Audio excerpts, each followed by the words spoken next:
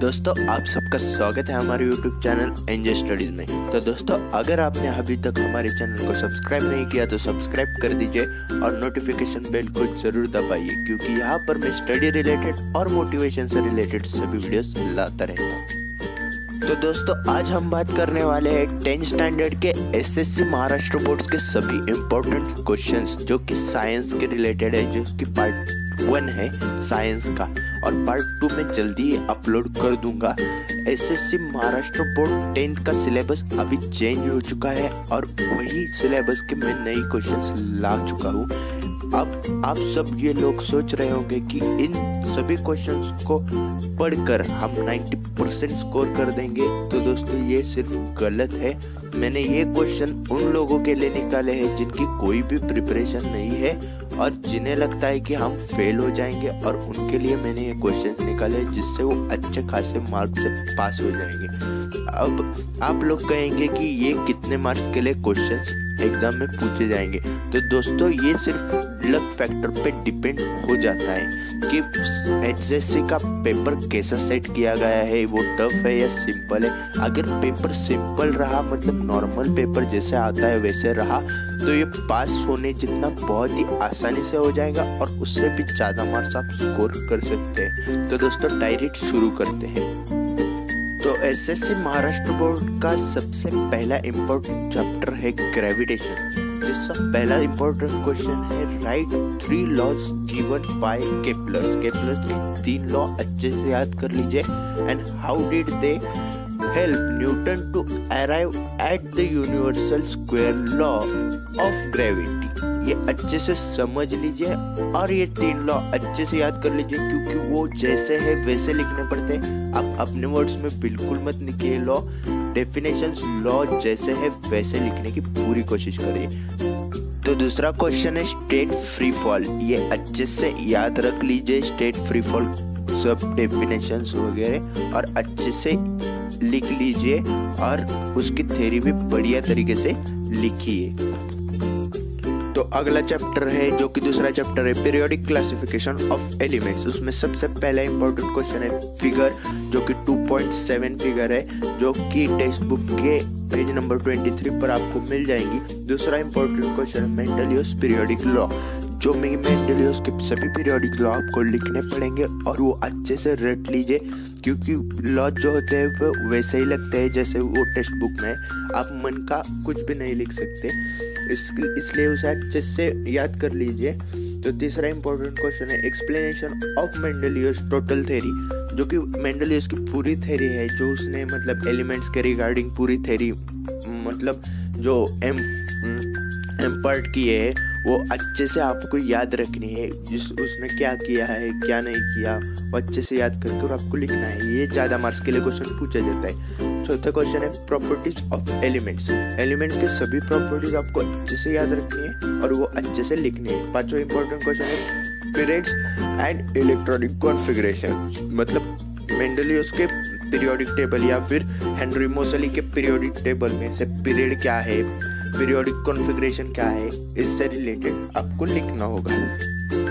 तीसरा चैप्टर है chemical reaction and equation, जिसका पहला इंपॉर्टेंट क्वेश्चन है what is the chemical reaction. इसकी डेफिनेशन लिखिए और इस मतलब पूरी थ्योरी लिखिए कि ये क्या है, कैसे होता है, और इसके एग्जाम्पल भी आप लिख सकते हैं। तो दूसरा इंपॉर्टेंट क्वेश्चन है एंडोथर्मिक रिएक्शन। एंडोथर्मिक रिएक्शन की डेफिनेशन और उसका एग्जाम्पल अच्छे से याद रखिए। डेफिनेशन बहुत ही सिंपल है, उसे अच्छे से याद रखिए। तीसरा इंपॉर्टेंट क्वेश्चन है explain term reaction. Explain term reaction वो बहुत ही आसान क्वेश्चन है, इसकी पूरी एक्सप्लेनेशन आपको लिखनी है कि टर्म रिएक्शन क्या होती है क्या नहीं होती और इसके एग्जाम्पल्स। तो चौथा इंपॉर्टेंट और सबसे ज्यादा इंपॉर्टेंट क्वेश्चन है व्हाट इज रेंसिटी। रेंसिटी क्या है ये पूरी से आपको लिखना होगा, सिर्फ डेफिनेशन नहीं लिखनी, उसके मतलब पूरी थ्योरी भी आपको लिखनी पड़ेगी। तो ये बहुत ही आसान चैप्टर है, इसमें आपका मार्क नहीं जाना चाहिए, अच्छे से क्वेश्चन कर लीजिए।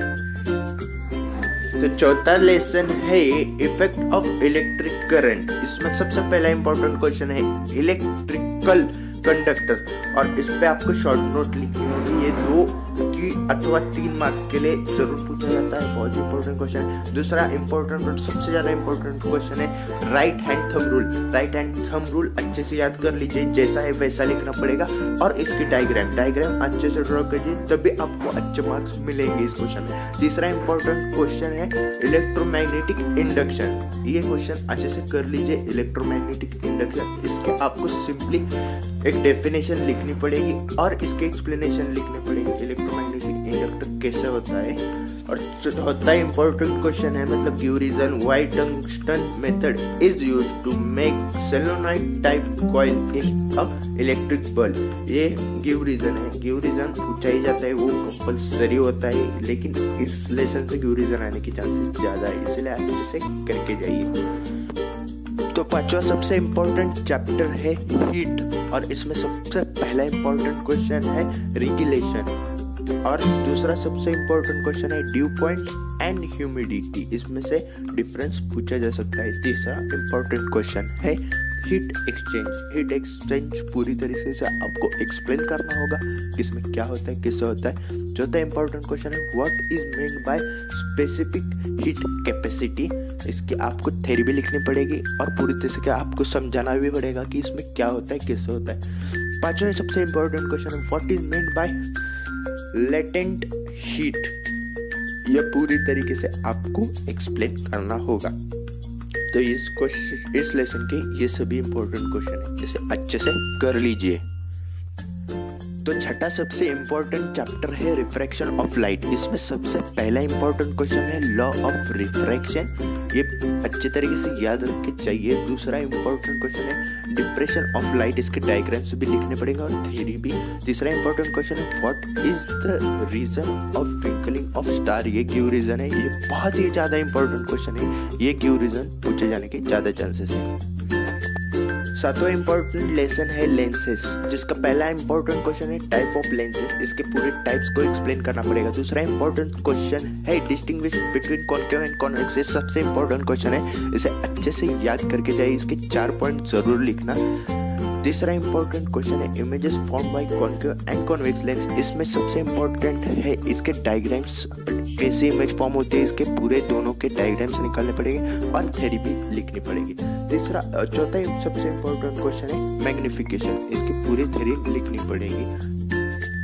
तो अगले चैप्टर का नाम है लेसन 8 मेटलर्जी। इसमें सबसे पहला इंपॉर्टेंट क्वेश्चन है physics properties of metal and non metal. Metal और नॉन मेटल की प्रॉपर्टीज बहुत ही सिंपल होती है, अच्छे से याद रखना, मतलब लस्टर, मेलेबिलिटी और फर्दर एंड फर्दर, इसे अच्छे से याद रखना, मेल्टिंग पॉइंट वगैरह। दूसरा इंपॉर्टेंट क्वेश्चन है रिएक्शन ऑफ मेटल। मेटल के रिएक्शंस अच्छे से याद रखना और इसके रिएक्शंस भी लिखना होगा, सिर्फ थ्योरी नहीं लिखनी है। तीसरा इंपॉर्टेंट क्वेश्चन है resistivity series of metal. Resistivity series metal की अच्छे से याद रखना, मतलब सिंपल चार्ट है, उसे अच्छे से याद रखें कैसे वो किसकी कितने है और किसकी कितनी। चौथा इंपॉर्टेंट क्वेश्चन है कॉन्सेंट्रेशन ऑफ ओर्स, इसे अच्छे से याद रखना। कॉन्सेंट्रेशन ऑफ ओर बहुत ही सिंपल है, ये 5 मार्क 4 मार्क के लिए पूछा जाता है। पांचवा इंपॉर्टेंट क्वेश्चन है sodium is always kept in kerosene. ये गिव रीजन है, इसे अच्छे से कर लीजिए क्योंकि ये बहुत ही सिंपल है, क्योंकि केरोसिन के बाहर अगर वो रखे तो वो बर्न हो जाता है, रिएक्शन ऑक्सीजन के साथ उसकी हो जाती है। ये सिर्फ लिखना है, लेकिन अच्छे से लिख लीजिए। तो अगले चैप्टर की ओर बढ़ते हैं। तो अगला चैप्टर इंपॉर्टेंट चैप्टर है चैप्टर नंबर 9 कार्बन कंपाउंड्स, जिसमें सबसे पहला इंपॉर्टेंट क्वेश्चन है बॉन्ड्स ऑफ कार्बन कंपाउंड्स। दूसरा इंपॉर्टेंट क्वेश्चन है कैरेक्टरिस्टिक्स ऑफ कार्बन और तीसरा इंपॉर्टेंट क्वेश्चन है होमोलॉगस सीरीज, जो कि सबसे इंपॉर्टेंट क्वेश्चन है होमोलॉगस सीरीज।